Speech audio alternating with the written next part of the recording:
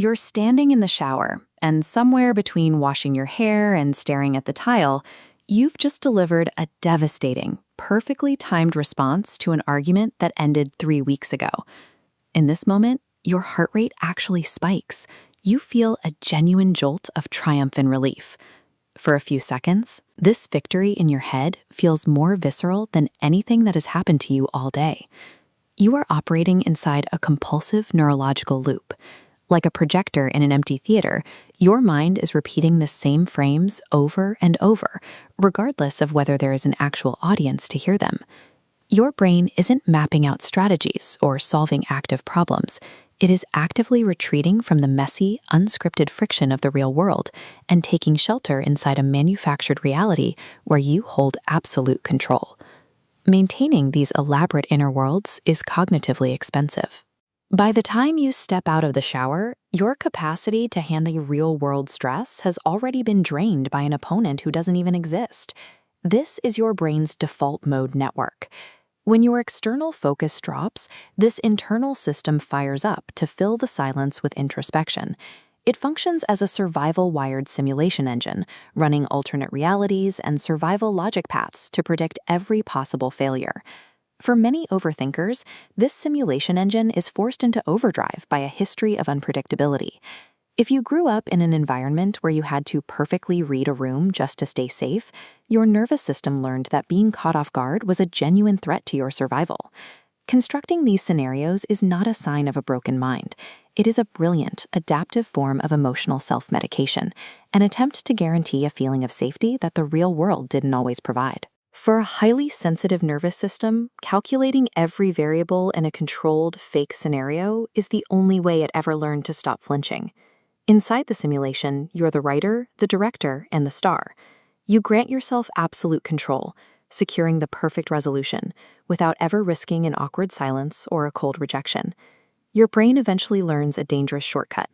Emotional needs like validation, closure, or the release of anger can be fully satisfied internally. You get the neurochemical reward of a victory without any of the external risk. As the internal world becomes perfectly tailored, the friction of real human connection starts to feel intolerable.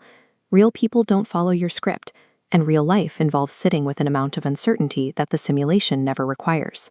This is the danger point.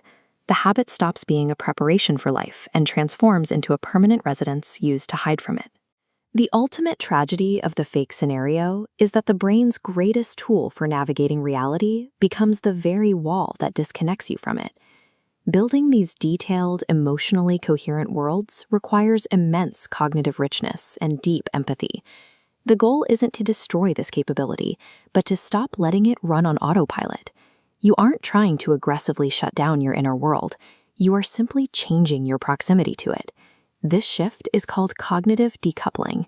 It is the mindful practice of catching the simulation mid-cycle and using objective observation to intersect the loop before it carries you away. When you catch a loop forming, ask yourself if the thought is acting as preparation for an event you actually intend to have, or if it is protection from the discomfort of the present.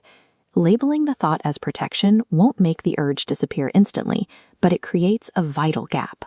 Over time, as you consistently name the avoidance for what it is, the scenario loses its heavy emotional gravity, allowing your mental resources to slowly return to the real world. Think of your thoughts like a river's current.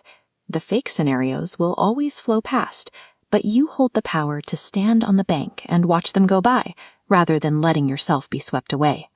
To help the mind close a recurring circuit, try externalizing the loop. Writing the scenario down or speaking it aloud helps the brain process the information as a completed event rather than an ongoing threat. You have to accept that the real world will never be as perfectly scripted, fair, or safe as the one you can build in your head, but it is also the only place where things can actually change.